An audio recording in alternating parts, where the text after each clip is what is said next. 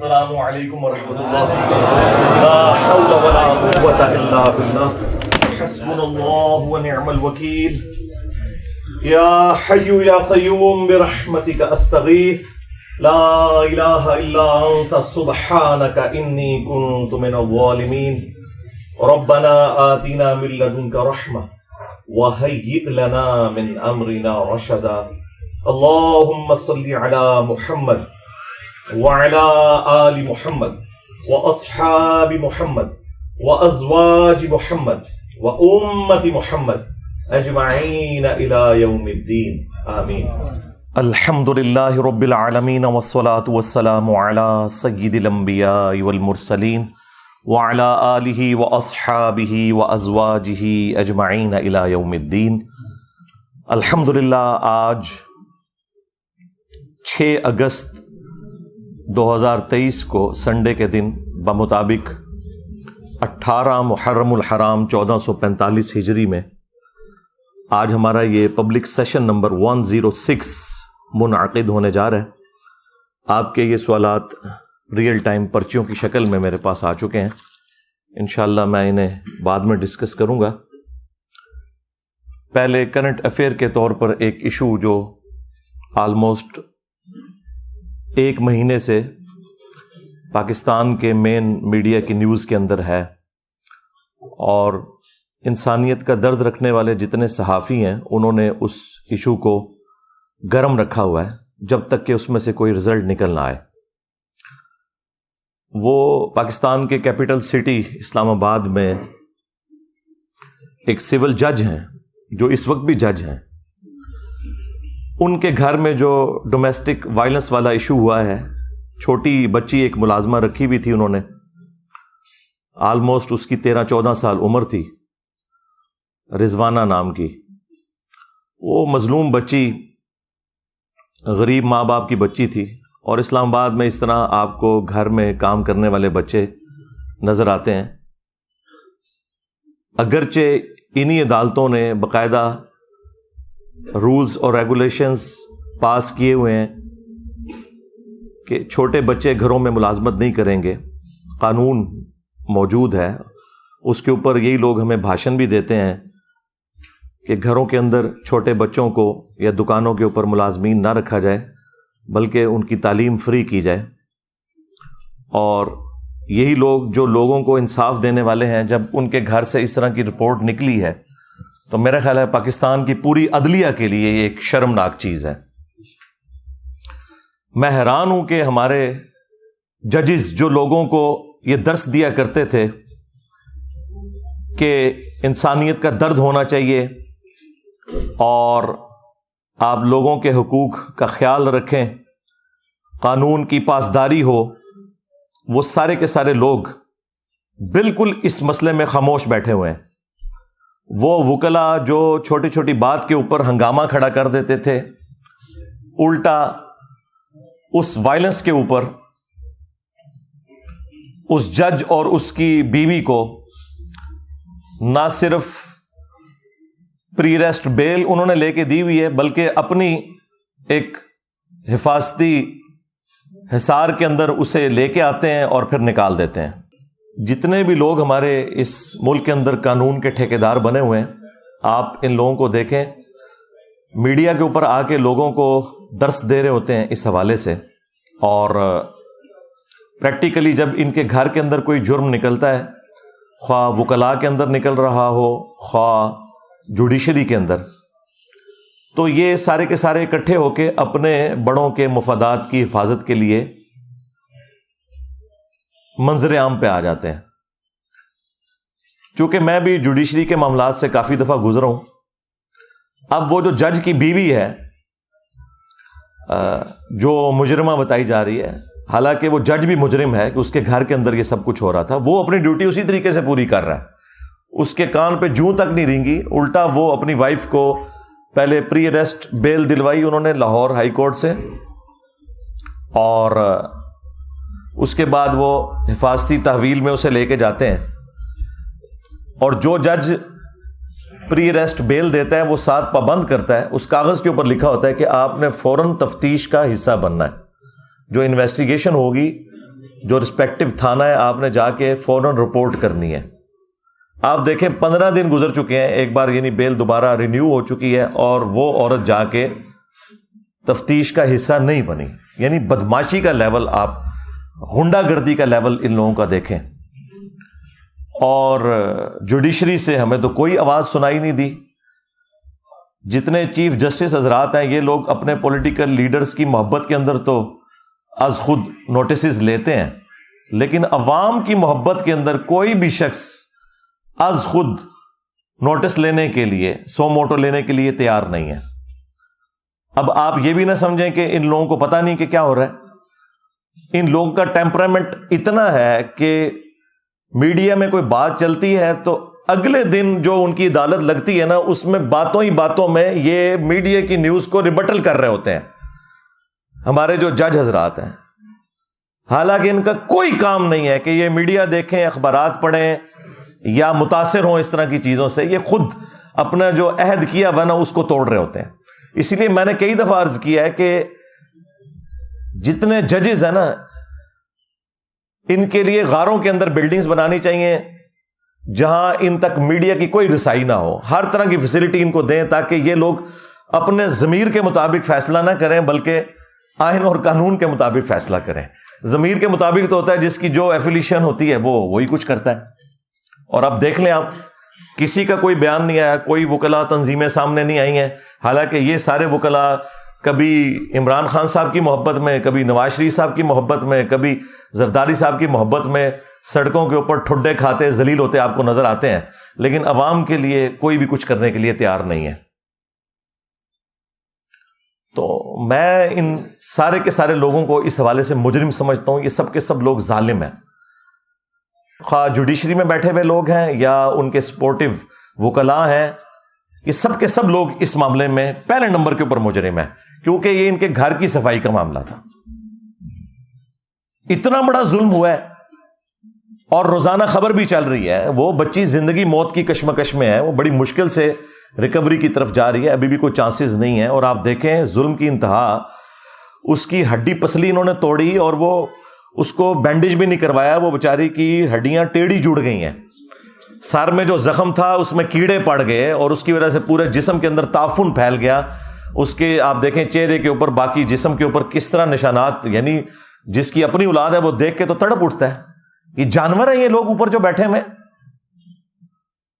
تو سب سے بڑے مجرم اس میں وہ لوگ ہیں کہ جو اس ادارے کے کسٹوڈین ہیں, جوڈیشری کے. چیف جسٹس اللہ تعالیٰ کی بارگاہ میں سب سے پہلے مجرم ہے. اس کے بعد پرائم منسٹر, جن لوگوں کو صرف شیروانیاں پہننے کا شوق ہوتا ہے, اور اس کے بعد آرمی چیف بھی اس میں انوالو ہے. ان کا بھی یہ کام ہے کہ اس معاملے کا نوٹس لیں.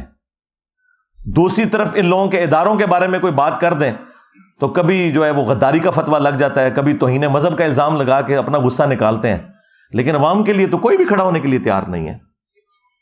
اسی لیے دیکھیں قرآن پاک میں اللہ تعالیٰ نے فرمایا لعنت اللہ علی الظالمین, ظالموں پر اللہ کی لعنت ہے. لعنت کا مطلب آپ کو پتہ ہے کیا؟ اللہ کی رحمت سے دور. جب آپ کسی کے اوپر لعنت بھیجتے ہیں تو اس کا مطلب یہ ہے کہ وہ شخص اللہ کی رحمت سے دور ہے. پھر اللہ تعالیٰ نے قرآن حکیم میں یہاں تک فرمایا ہے کہ تم نے عدل و انصاف کے لیے کھڑے ہونا ہے, خواہ تمہیں اپنے خلاف گواہی دینی پڑ جائے, اپنے قریبی رشتہ داروں کے خلاف گواہی دینی پڑ جائے, تم نے انصاف کے لیے کھڑے ہونا ہے. یہ مسلمان کی پہچان ہے. بخاری اور مسلم دونوں کے اندر حدیث موجود ہے, تم میں سے ہر شخص نگہبان ہے اور اس سے اس کی رعیت کے بارے میں پوچھا جائے گا. پھر نبی علیہ السلام نے اسے کھولا کہ حکمران اپنی رعایا کے اوپر نگہبان ہے, اگر اس نے انصاف نہ کیا تو اس سے پوچھا جائے گا. ایک خاوند اپنی بیوی اور بچوں کے اوپر نگہبان ہے, ایک عورت اپنے خاوند کے مال اور اس کے بچوں کے اوپر نگہبان ہے. بخاری اور مسلم میں ایک اور حدیث ہے کہ بدترین گڈریا وہ ہے, جس طرح گڈریا ہوتا ہے نا بھیڑوں کو سنبھالنے کے لیے, بدترین گڈریا وہ ہے جو کسی قوم کا حکمران ہو, اگر اس نے انصاف نہ کیا تو وہ جنت کی خوشبو بھی نہیں پائے گا. جی, ان لوگوں کو صرف فیسلٹیز اویل کرنے کا شوق ہوتا ہے. انہیں یہ پتا نہیں ہے کہ یہ جتنی بڑی پوسٹوں پہ بیٹھنے والے لوگ ہیں, انہوں نے اپنے اوپر جہنم واجب کروا لی ہوئی ہے. اگر یہ گمنامی کی زندگی مر جاتے ہیں نا کسی فٹ پاتھ کے اوپر, تو شاید ان کے کو بچنے کے چانسز تھے. جو لیڈرشپ کے اوپر بیٹھا ہوا ہے اور اگر وہ انصاف نہیں کر رہا اور اس کے نیچے لوگوں کے اوپر ظلم ہو رہا ہے, تو اس نے اپنے اوپر جہنم پکی کروا لی ہے. ہاں اگر انصاف کرتا ہے تو وہ بخاری مسلم میں حدیث ہے کہ 7 لوگوں کو اللہ کے عرش کا سایہ نصیب ہوگا قیامت کے دن, جب کوئی اور سایہ نہیں ہوگا. ان میں سے پہلے نمبر پہ وہ شخص ہے جو عادل حکمران ہے. وہ پھر فضیلت اپنی جگہ ہے, لیکن یہ فضائل تبھی حاصل ہوں گے جب اپنے معاملات کو آپ صحیح طریقے سے لے کے چلیں گے. اور اس میں آپ صرف بڑوں کو, حکمرانوں کو سنگل آؤٹ نہ کریں, ہر مسلمان کے لیے ہے. صحیح بخاری اور صحیح مسلم کے اندر حدیث موجود ہے, مسلمان وہ ہے کہ جس کے ہاتھ اور زبان سے دوسرے مسلمان محفوظ رہیں. ایک اور حدیث ہے بخاری اور مسلم میں, تم میں سے کوئی شخص اس وقت تک مؤمن ہی نہیں ہو سکتا جب تک کہ اپنے بھائی کے لیے بھی وہی چیز پسند نہ کرے جو اپنے لیے کرتا ہے. کیا یہ لوگ پسند کریں گے کہ ان کے بچوں کے ساتھ یہ ہو رہا ہو؟ جو دوسروں کے بچوں کے ساتھ یہ کرتے ہیں, یہ کرتے ہوئے دیکھتے ہیں اور گونگے شیطان بنے رہتے ہیں. ہمارا دین تو ہمیں یہ سکھاتا تھا کہ بخاری اور مسلم دونوں میں حدیث ہے کہ مسلمان ایک جسم کی مانند ہے. جسم کے کسی حصے میں تکلیف ہوتی ہے تو پورا جسم اس تکلیف کو محسوس کرتا ہے. نبی الاسلام نے یعنی اس میں فرمایا کہ باہمی اخوت, محبت اور بھائی چارے میں ایک جسم کی مانند ہے. اور مسلم میں تو یہاں تک الفاظ ہیں کہ اگر آنکھ میں تکلیف ہوتی ہے تو پورا جسم اس تکلیف کو محسوس کر کے رات جاگ کے کاٹتا ہے. یہ حالت ہونی چاہیے ایک مسلمان کی. اور یہاں مسلمان کیا کر رہے ہیں؟ اسی لیے صحیح بخاری میں حدیث ہے, جس نے کسی بندے کے ساتھ کوئی لین دین کا معاملہ کسی بھی اعتبار سے حقوق العباد کا کرنا ہے وہ دنیا میں کر لے, کیونکہ آخرت میں پھر نیکیاں دینی پڑیں گی. ہاں, اور اس کو سپورٹو وہ جو مسلم کی حدیث ہے وہ اتنی رکت انگیز حدیث ہے, میں جتنی دفعہ اسے بیان کرتا ہوں کانپ اٹھتا ہوں. صحیح مسلم کے اندر یہ حدیث موجود ہے. اللہ کے محبوب صلی اللہ علیہ وآلہ وسلم نے اپنے صحابہ کرام سے پوچھا, جانتے ہو مفلس کون ہے؟ تو صحابہ کرام نے کہا کہ ہم تو مفلس اور غریب اسی کو سمجھتے ہیں جس کے پاس دنیا کا کوئی مال و متاع نہ ہو, درہم اور دینار نہ ہو, کوئی دولت نہ ہو. تو آپ صلی اللہ علیہ وآلہ وسلم نے فرمایا کہ میری امت کا مفلس وہ ہے کہ جو قیامت والے دن اس حال میں آیا کہ اس کے نامہ اعمال میں پہاڑوں کے برابر نماز, روزہ, حج, زکوٰۃ کی نیکیاں ہوں گی. یعنی یہ سارے مذہبی قسم کے لوگ, لیکن اس حال میں آیا کہ دنیا میں کسی کو گالی دی, کسی کو مارا پیٹا, کسی کا خون بہایا, کسی کو ذہنی ٹینشن دی. وہ سارے کے سارے حقوق العباد کے معاملات نبی الاسلام نے گنوائے. فرمایا کہ سب کے سب لوگ پھر قیامت والے دن اللہ کے حضور انصاف کے لیے جب حاضر ہوں گے تو اللہ تعالیٰ ان سے کہے گا کہ آج تو اس کے پاس کچھ نہیں ہے, اس کی نیکیوں میں سے لے کے جاؤ. جس قدر اس نے دنیا میں تکلیف دی تھی نا, اس اعتبار سے اس کی نیکیاں لو. حتیٰ کہ اللہ کے محبوب صلی اللہ علیہ وآلہ وسلم فرماتے ہیں کہ اس کا نامہ اعمال خالی ہو جائے گا. ہاں جی, نماز, روزہ, حج, زکوٰۃ جس کے اوپر یہ لوگ اتراتے ہیں, حرام خوریاں کرتے ہیں, ملاوٹ والا مال بیچتے ہیں, اور رمضان شریف میں خانہ کعبہ شریف کے صحن میں مسجد نبوی کے اندر اعتکاف کی پہلی بکنگ کروائی ہوئی ہوتی ہے. لعنت ہے تمہارے روزوں اور نمازوں کے اوپر اگر تم حرام خوریاں کر رہے ہو, تو دھوکہ دے رہے ہو. پھر نبی علیہ السلام فرماتے ہیں کہ اس کی نیکیاں خالی ہو جائیں گی. ابھی بھی کچھ لوگ باقی ہوں گے جنہوں نے بدلہ لینا ہوگا, تو اللہ تعالیٰ فرمائے گا اب تو یہ ختم ہو گیا, اب اس طرح کرو کہ تمہارے گناہ اس کے نامہ اعمال میں ڈالے جائیں گے. سرکار یہ صحیح مسلم شریف ہے, مولانا شریف نہیں ہے. اور پھر اسے اوندھا منہ کر کے جہنم میں پھینک دیا جائے گا. وَلِعَوْذُ بِاللَّهِ تَعَالَى اللہم اجرنا من النار, آمین. تو یہ اسلام کی تعلیمات صرف ہماری کتابوں میں لکھی رہ گئیں، پریکٹیکلی نہ ہمیں بتانے والوں نے عمل کیا، اور نہ وہ پبلک جو عشق رسول کے نعرے لگانے والی تھی اس نے عمل کیا۔ ہاں، آپ نے پریکٹیکلی انسانیت کی قدر دیکھنی ہے تو ان ملکوں میں دیکھیں جنہیں آپ کافر ملک کہتے ہیں، وہاں تو جانوروں کی بھی قدر ہے۔ جنت پھر بھی تسی جانا ہے، پتہ لگ جائے گا کتنے جاندے ہو تسی۔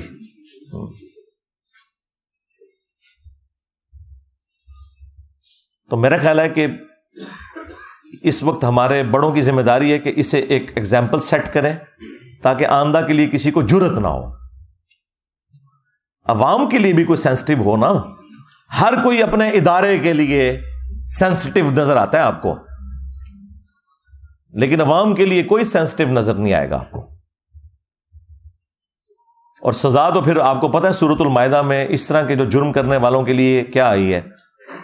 اللہ تعالیٰ نے بنی اسرائیل کے لیے بھی یہ چیز طے کی تھی اور اس امت میں بھی، کہ جان کے بدلے جان،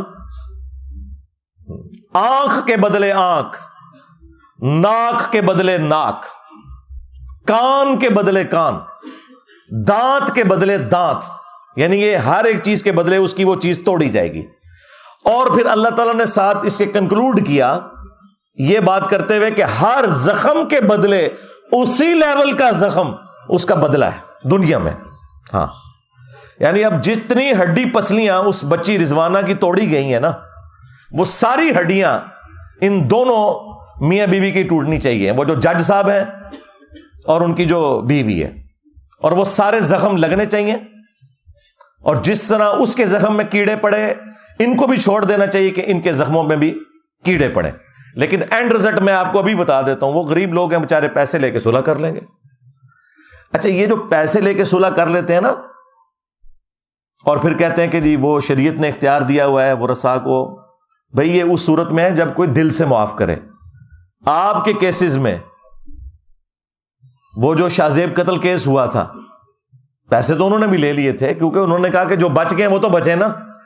اس طرح کے جو معاملات ہوتے ہیں نا، اس میں پھر اسٹیٹ کا کام ہے کہ وہ سامنے آئے اور ڈیٹرس کرے تاکہ آئندہ کسی کو جرت نہ ہو، انشور کرے کہ سزا ملے گی۔ ٹھیک ہے، پیسے بھی دلوائیں، ان کا علاج ہے، پہلے پیسے دلوائیں، اس کے بعد انہیں کہیں کہ یہ تو آپ کا معاملہ طے ہو گیا اس بچی اور اس کے ماں باپ کے ساتھ، ہاں اسٹیٹ کے ساتھ ابھی آپ کا معاملہ باقی ہے۔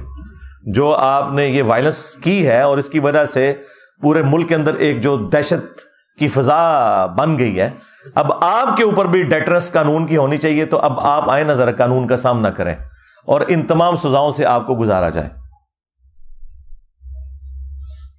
لیکن ہمارے بڑوں کی توجہ اس طرف بالکل ہوتی ہی نہیں ہے۔ جب تک یہ اپوزیشن میں بیٹھے ہوتے ہیں اس وقت تک آپ کو اتنے لمبے لمبے درس دیں گے، بھاشن دیں گے، جیسے ہی حکومت میں آتے ہیں پھر اپنی سیٹ بچانے کے چکر میں ہر چیز کو اوور لک کرتے چلے جاتے ہیں۔ پھر جب سیٹ سے نکالے جاتے ہیں پھر اپوزیشن میں آتے ہیں، پھر یہ انسانی حقوق کی، ڈیموکریسی کی، بیسک ہیومن رائٹس کی، سوشل ویلیوز کی باتیں کرنا شروع کر دیتے ہیں۔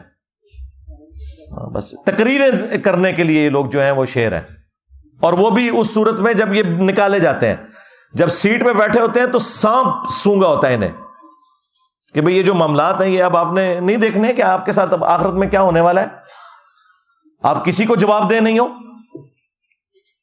اور اس میں میرا خیال ہے عوام الناس بھی مجرم ہے۔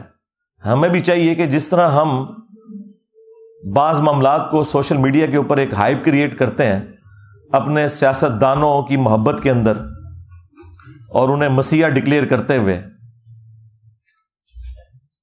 وہ کام کرنے کا نہیں ہے۔ اصل کام کرنے کا یہ کہ ایک عام آدمی کی آواز بنے۔ صحافیوں کا کام ہے کہ ایک عام آدمی کی آواز بنے، بجائے یہ کہ وہ پولیٹیکل پارٹیز کا ساتھ دیں۔ تو اس طرح کے معاملات کے اندر پھر آپ ذرا نظر رکھا کریں کون سے لوگ ہیں کہ جو واقعی اپ رائٹ لوگ ہیں اور اس طرح کے معاملات کو وہ اٹھاتے رہتے ہیں جب تک کہ کنکلوژن کی طرف نہ پہنچے۔ میں یعنی آپ کو دعوے سے کہتا ہوں اگر شاہ زیب خانزادہ نے شاہ زیب قتل کیس کو نہ اٹھایا ہوتا تو جتنی وہ تگڑی پارٹی تھی نا، وہ کبھی بھی اسے سزا نہیں ہونی تھی۔ اس نے اس معاملے کو ٹھنڈا نہیں ہونے دیا. ابھی بھی میں دیکھتا ہوں وہ رات کو اینڈ پہ پھر وہ ایک چھوٹا سا نا جب پروگرام ختم کرنے لگتا ہے نا پھر وہ ایک کیس چلا دیتا ہے اس کا, یہ رضوانہ کیس جو چل رہا ہے. یہ باقی صحافیوں کو بھی چاہیے کہ اس طرح کے معاملات کو گود لے لیں اور روزانہ ڈسکس کریں, اول و آخر جسے کہتے ہیں نا ڈسکس کریں, مین بلٹن کے اندر بار بار اسے ڈسکس کریں, جس طرح میں اب دیکھ رہا ہوں کچھ میڈیا چینلز کر رہے ہیں. بہت اچھی چیز ہے اور یہ میڈیا کی برکات ہے کہ آپ کو یہ چیزیں پتہ چل رہی ہیں, ورنہ آپ کے بڑوں نے تو آپ کو بس اسی کھاتے میں رکھا ہوا تھا کہ فوج کا پالیٹکس میں کردار ہونا چاہیے یا نہیں ہونا چاہیے. ہاں, عمران خان صاحب کو جیل جانا چاہیے کہ نہیں جانا چاہیے, نواز شریف صاحب کی سزائیں معاف ہونی چاہیے یا نہیں معاف ہونی چاہیے. بس آپ کو اس طرح کے معاملات کے اندر انہوں نے بیزی رکھا ہوا ہے اور اصل جو معاملات ہیں اس سے نگاہ ہٹائی ہوئی ہے. تو میں نے یہ ضروری سمجھا, میں نے بڑا ٹھنڈا کر کے اس معاملے کو, میں فوراً کوئی ورڈکٹ نہیں دیتا اس لیے کہ بعض اوقات فیک نیوز بھی آ جاتی ہیں. ابھی بھی کچھ نیوز ایسی ہیں جو مارکیٹ میں چل رہی ہیں, لیکن میں ان کے اوپر اس لیے بات نہیں کر رہا کہ جب تک وہ معاملات کلیئر ہو کے سامنے نہیں آتے نا اس وقت تک کوئی ورڈکٹ اختیار کرنا وہ پھر خام خواہ ایک غلط چیز کو فیم دینے والی بات ہوتی ہے. میں اشارتاً بات کر رہا ہوں, وہ انشاءاللہ تعالی جب معاملات میچور ہوں گے تو میں اس کے اوپر بھی کوئی نہ کوئی ورڈکٹ دوں گا. بہرحال اس معاملے کے اوپر تو اب گورنمنٹ کا کام ہے کہ یہ سزا والا معاملہ کرے, اور دوسری طرف ان کے جب اپنے گھروں کے مسئلے آتے ہیں تو آپ دیکھیں گے فوراً ججوں کو بھی فارغ کر دیتے ہیں, پولیس آفیسرز بھی سسپینڈ ہو جاتے ہیں, کورٹ مارشل بھی ہو جاتے ہیں. جب اپنی ذات کی باری کسی کی آتی بڑھے گی, جب ایک عام غریب آدمی کی باری آتی ہے تو صرف یہ آپ کو صرف درس و بیان دینے کے لیے یہ لوگ تیار ہیں, اور آپ کو یعنی آخرت اورینٹڈ کریں گے. دنیا میں وہ کہیں گے بھائی دنیا آپ کے لیے اب جہنم ہی ہے, ہاں, اور اپنے لیے دنیا بھی جنت بنائی ہوئی ہے اور آخرت بھی جنت ایکسپیکٹ کر رہے ہیں. یہ تو جب مریں گے تو لگ پتہ جائے گا. وَلِعَوْذُ بِاللَّهِ تَعَالَى صلوا علی محمد وآل محمد اللہم صلی علی محمد وعلی آل محمد واصحاب محمد وازواج محمد وامت محمد اجمعین الی یوم الدین آمین.